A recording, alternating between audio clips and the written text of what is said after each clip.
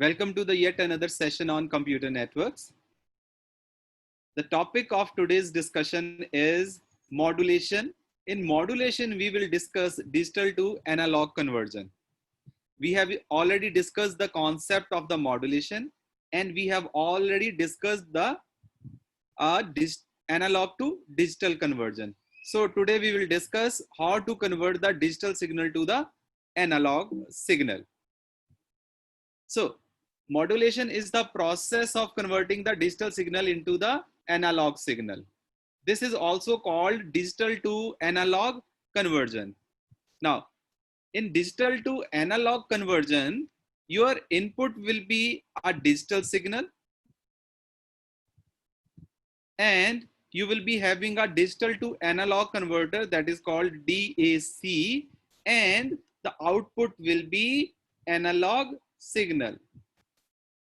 Now the first question is, what is the need of digital to analog conversion? Because computer is a digital device.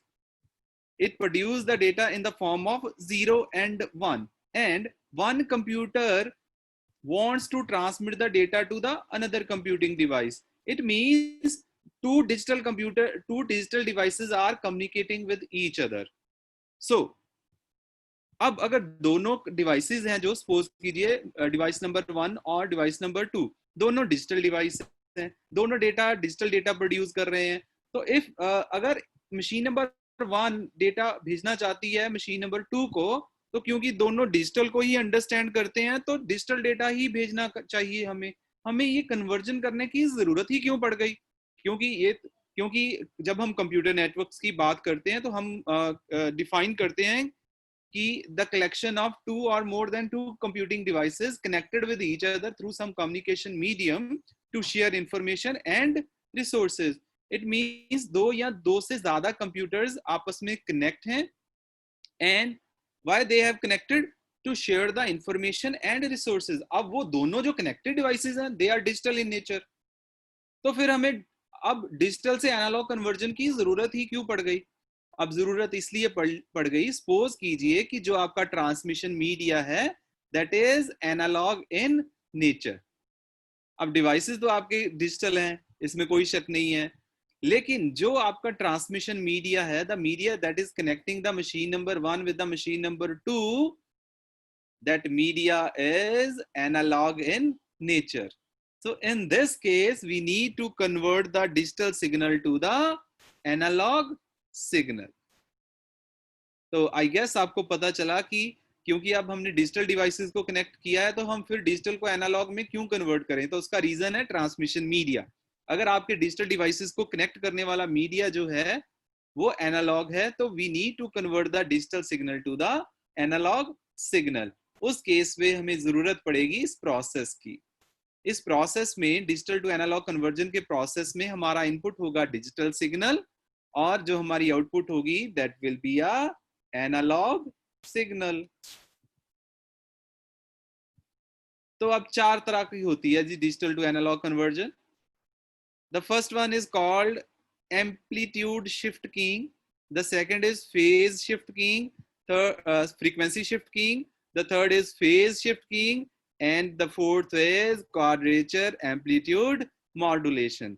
Actually the QAM, that is quadrature amplitude modulation, is the combination of ASK and PSK. This is not a purely different category or a different type.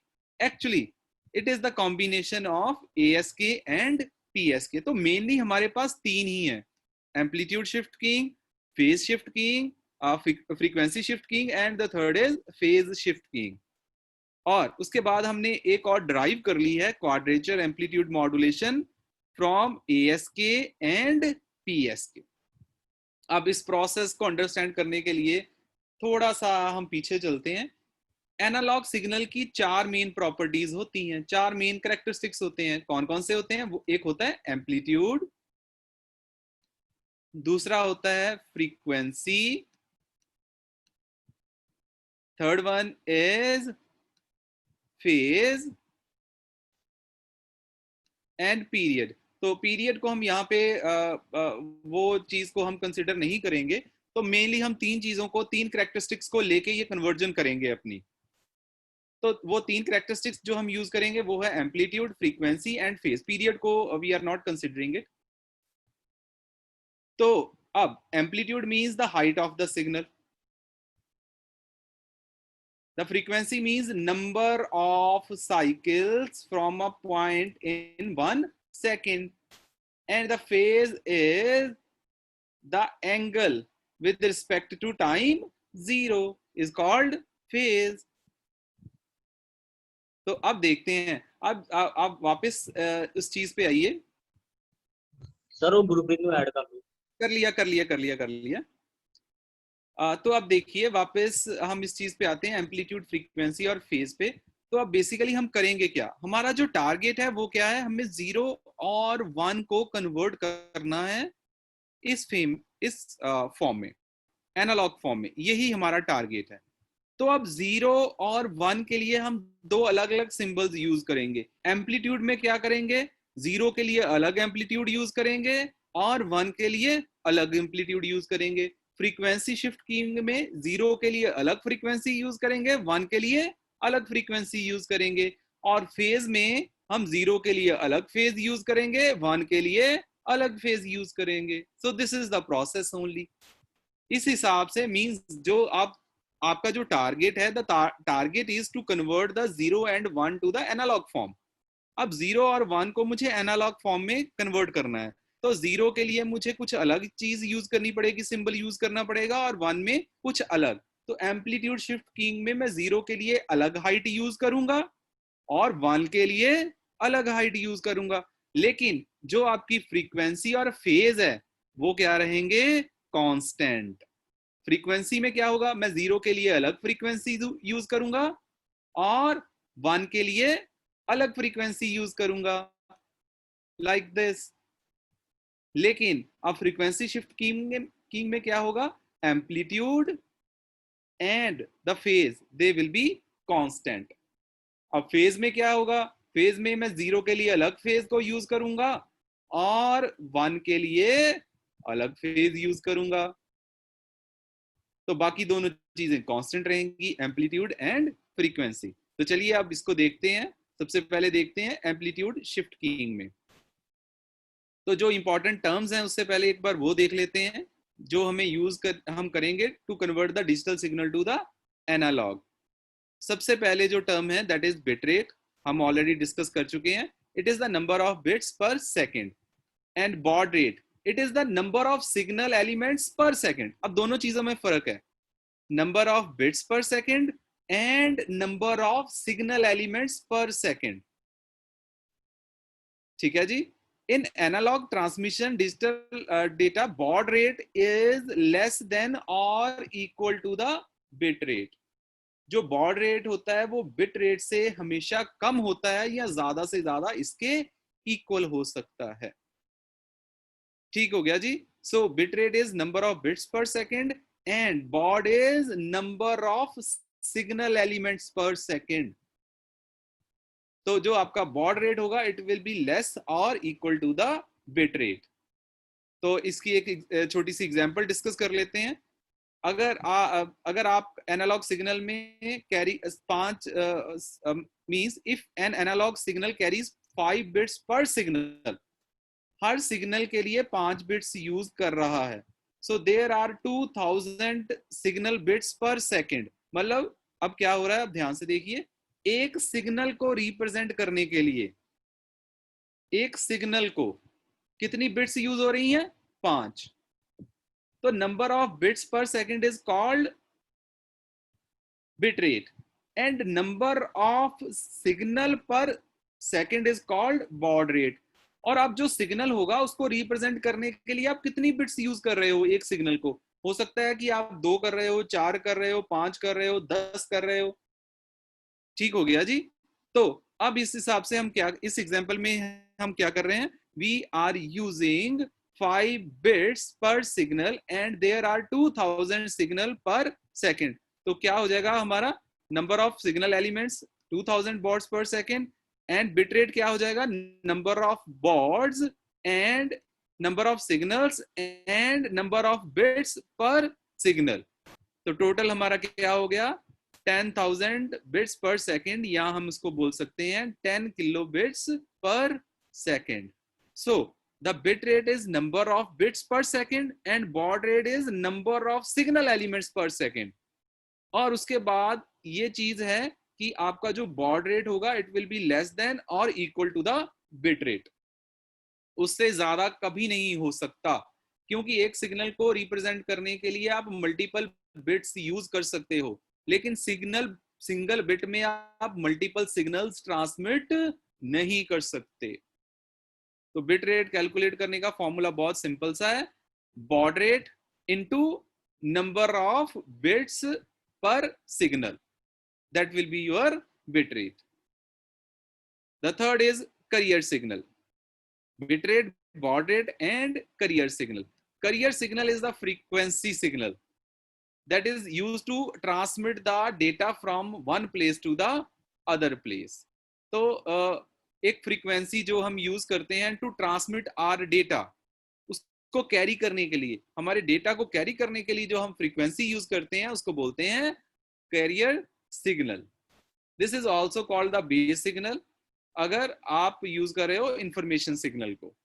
So these are the three important terms: bit rate, baud rate, and carrier signal. Bit rate, number of bits per second. Baud rate means number of signal elements per second. And the carrier signal. Carrier signal is basically the frequency that is used to transmit the information or signal from one place to the other place. तो अब हम पहला discuss करते हैं amplitude shift keying. Amplitude shift keying में अब हमारा input होएगा डिजिटल और आउटपुट जो होएगी दैट विल बी एनालॉग. अब एम्पलीट्यूड में हम सिर्फ सिग्नल का एम्पलीट्यूड चेंज करेंगे, फ्रीक्वेंसी और फेज को रखेंगे कांस्टेंट. तो इट मींस 1 के लिए हम अलग एम्पलीट्यूड यूज करेंगे और 0 के लिए अलग एम्पलीट्यूड यूज करेंगे.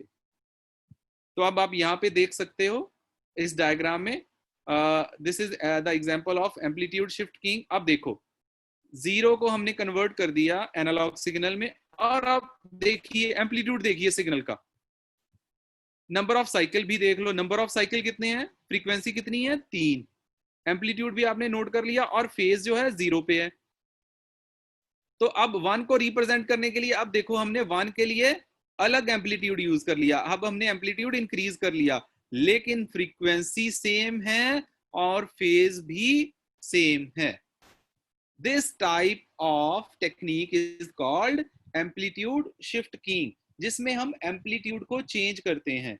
1 के लिए एक अलग एम्पलीट्यूड और 0 के लिए अलग amplitude. Amplitude means the height of the signal, basically the voltage level. So 0 के लिए अलग वोल्टेज लेवल, 1 के लिए अलग वोल्टेज लेवल, लेकिन फ्रीक्वेंसी और फेज क्या रहेंगे, कांस्टेंट. अब एम्पलीट्यूड शिफ्ट कीइंग में आपको 2-3 चीजों का ध्यान रखना है. इसके अलावा हमारे पास एक और भी एम्पलीट्यूड शिफ्ट कीइंग आती है जिसको ऑन ऑफ कीइंग बोलते हैं, OOK. ऑन ऑफ कीइंग में हम क्या करते हैं, ये देखिए, मतलब एम्पलीट्यूड को ऑफ कर दिया, 0 में हमने एम्पलीट्यूड को ऑफ कर दिया और 1 में हमने उसको ऑन कर दिया. This is called on off keying, जिसमें हम 0 के लिए कोई 0 एम्पलीट्यूड यूज करते हैं, मतलब एम्पलीट्यूड यूज ही नहीं किया, कोई वोल्टेज लेवल यूज ही नहीं किया आपने 0 को रिप्रेजेंट करने के लिए. लेकिन इस केस में क्या है, आप कुछ ना कुछ वोल्टेज, सपोज करो 5 वोल्ट यूज कर रहे हो 0 के लिए और 10 वोल्ट यूज कर रहे हो फॉर 1. लेकिन ऑन ऑफ कीइंग में क्या होगा, आप 0 के लिए कोई एम्पलीट्यूड लेवल यूज ही नहीं करोगे. This is called on off keying. I hope आपको क्लियर हो गया, दोनों में डिफरेंस है. अगर आप कोई एम्पलीट्यूड, कोई लेवल वोल्टेज का यूज ही नहीं कर रहे 0 के लिए, तो वो हो गया ऑन ऑफ कीइंग. 0 के लिए कोई लेवल नहीं, 1 के लिए लेवल. लेकिन अगर आप थोड़ा लेवल यूज कर रहे हो, 0 के लिए अलग लेवल यूज कर रहे हो और 1 के लिए मतलब है लेवल, लेट्स से चाहे वो 1 वोल्ट है चाहे 2 वोल्ट है, लेकिन आप थोड़ा सा सिग्नल लेवल यूज कर रहे हो, वोल्टेज लेवल यूज कर रहे हो 0 के लिए भी, तो that is called amplitude shift की. तो इसमें एम्पलीट्यूड शिफ्ट कीइंग में आपको एक चीज और ध्यान में रखनी है, minimum bandwidth required to transmit is equal to the baud rate. और एम्पलीट्यूड शिफ्ट कीइंग में बिट रेट और बॉड रेट सेम होते हैं। तो इट मींस क्या होता है, bit rate means number of bits per second. मान लीजिए नंबर ऑफ बिट्स हैं 5, और तो उसका बॉड रेट भी क्या होगा, number of signals per second, वो भी क्या होगा 5। इसमें बिट रेट और बॉड रेट सेम होगा। तो जो फ्रीक्वेंसी यूज होगी मिनिमम होगी, that will be equal to the baud rate. अगर बॉड रेट आपका है 2000 का, तो फ्रीक्वेंसी कितनी यूज होगी 2000 हर्ट्ज। तो बॉड रेट बिट रेट और आपकी बैंडविड्थ, ये तीनों ही इक्वल होते हैं एम्पलीट्यूड शिफ्ट कीइंग में। The next is frequency shift keying. अब आपको क्लियर हो ही चुका है। अब हम क्या करेंगे, हम 0 के लिए अलग फ्रीक्वेंसी यूज करेंगे और 1 के लिए अलग फ्रीक्वेंसी यूज करेंगे। कन्वर्ट तो हमें डिजिटल को ही करना है एनालॉग में। तो 0 के लिए सपोज करो हमने 2 साइकिल्स यूज करे, और 1 के लिए हमने यूज कर लिए 3 साइकिल्स। सो अब क्या करेंगे, हम फ्रीक्वेंसी शिफ्ट कीइंग में 0 के लिए अलग फ्रीक्वेंसी यूज करेंगे और 1 के लिए अलग फ्रीक्वेंसी। तो आपको सबसे पहले पता होना चाहिए फ्रीक्वेंसी क्या होता है और साइकिल क्या होता है। Frequency is the number of cycles per second, and what is cycle, cycle the maximum value to the minimum value and again to the zero. This is called one cycle. 0 से start करके maximum level, फिर वहां से minimum level, और minimum level से वापस 0 starting point. Starting point से maximum, maximum से मिनिमम, मिनिमम से स्टार्टिंग पॉइंट, इसको बोलते हैं one cycle. And number of cycles per second is called frequency. तो अब हम अलग अलग साइकिल काउंट यूज करेंगे। 0 के लिए अलग साइकिल काउंट यूज करेंगे, 1 के लिए अलग। फॉर एग्जाम्पल, अब यहाँ पे आप क्लियरली देख सकते हो, 1 के लिए हमने 3 साइकिल्स यूज करे और 0 के लिए करे 2 साइकिल्स। लेकिन अब हमने 2 चीजें कांस्टेंट रखी। क्या कांस्टेंट रखा, एम्पलीट्यूड भी कांस्टेंट है और फेज भी कांस्टेंट है 0 एंगल पे, 0 डिग्री पे। आई होप आपको क्लियर हुआ। This is called frequency shift keying. अब फ्रीक्वेंसी शिफ्ट कीइंग में हम मल्टीपल लेवल्स भी यूज कर सकते हैं, एम्पलीट्यूड में भी यूज कर सकते हैं। तो 2 फ्रीक्वेंसीज यूज कर सकते हैं, बिल्कुल अलग अलग, 2 अलग अलग सिग्नल्स के लिए। This is called multi level frequency shift keying. तो frequency multi level frequency shift keying की 2-3 चीजें आपको ध्यान में रखनी है, और वो क्या है, ये तो हमने डिस्कस कर लिया कि नंबर 1 के लिए अलग फ्रीक्वेंसी एंड 0 के लिए अलग। नाउ अब FSK है जो that is less prone to the noise, less susceptible है टुवर्ड्स द नॉइस, क्योंकि फ्रीक्वेंसी जो होती है इसमें होते हैं नंबर ऑफ साइकिल्स। तो एम्पलीट्यूड कांस्टेंट होने के कारण इस पे नॉइस का असर कम पड़ता है, लेकिन एम्पलीट्यूड जो शिफ्ट कीइंग होती है उसमें नॉइस का असर ज्यादा पड़ता है, क्योंकि change of bit is represented in the form of change in amplitude. और जैसे ही नॉइस आएगी सबसे पहले वो एम्पलीट्यूड को ही इफेक्ट करती है। तो इसीलिए amplitude shift keying is more prone to the noise. लेकिन फ्रीक्वेंसी शिफ्ट कीइंग कम प्रोन है, क्योंकि 1 और 0 के लिए सेम एम्पलीट्यूड यूज होता है। और दूसरी इंपॉर्टेंट चीज है, the bandwidth of FSK is equal to the baud rate of the signal plus frequency shift between the two carrier frequencies। तो वहां पे सिर्फ बैंडविड्थ बॉड रेट के इक्वल थी, लेकिन अब यहाँ पे क्या हो रहा है, the frequency is equal to the baud rate plus the difference between two frequencies. मतलब 0 के लिए मान लीजिए अगर आप 5 फ्रीक्वेंसी यूज कर रहे हो और 1 के लिए 10, तो इट मींस बॉड रेट है आपका 2000। तो क्या होगा 2000 और अब दोनों का डिफरेंस। सो बैंडविड्थ कितनी चाहिए होगी 2005। एग्जांपल आ रही है इसकी आगे। तो मान लीजिए 2000 बिट्स पर सेकंड आप ट्रांसमिट कर रहे हो। The transmission is half duplex. Half duplex means एक टाइम पे एक साइड यूज होगी, एंड दोनों में सेपरेशन क्या है 3000 हर्ट्ज, मतलब 0 के और 1 के लिए जो हम फ्रीक्वेंसीज यूज कर रहे हैं उसमें डिफरेंस है 3000 हर्ट्ज। तो अब मिनिमम बैंडविड्थ रिक्वायरमेंट को कैसे कैलकुलेट करोगे, baud rate plus the difference. Baud rate कितना है 2000, दोनों में डिफरेंस कितना है 3000, so 2000 plus 3000 minimum bandwidth requirement will be 5000 hertz. So this is all about frequency shift keying. तो आज हमने डिस्कस किया the process of converting the digital signal to the analog signal.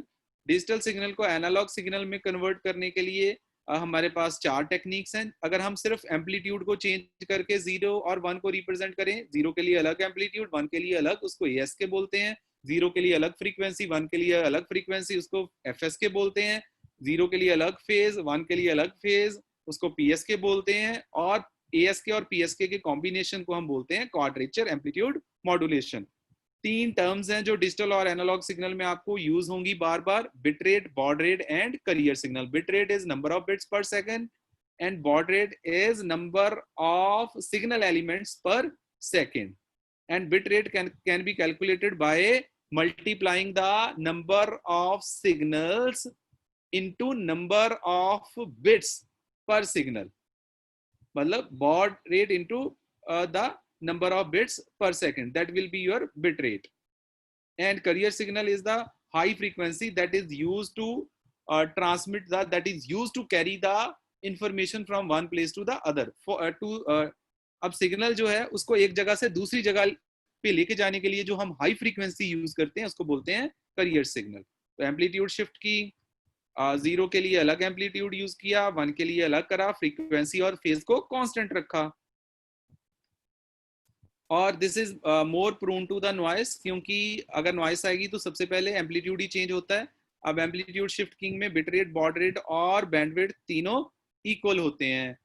और फ्रीक्वेंसी शिफ्ट किंग 1 के लिए अलग frequency, 0 के लिए अलग फ्रीक्वेंसी, लेकिन इसमें बैंडविड्थ रिक्वायरमेंट जो होती है that is baud rate plus the difference between the two frequencies. मतलब 1 और 2 में जो, मान लीजिए 1 के लिए आप यूज कर रहे हो 5000 मेगाहर्ट्ज और 0 के लिए यूज कर रहे हो 3000 मेगाहर्ट्ज, तो डिफरेंस उसमें क्या हो गया 2000 megahertz. Baud rate plus the difference is called, और इसकी कैलकुलेशन से आपको मिल जाएगी the minimum bandwidth. So that concludes today's discussion.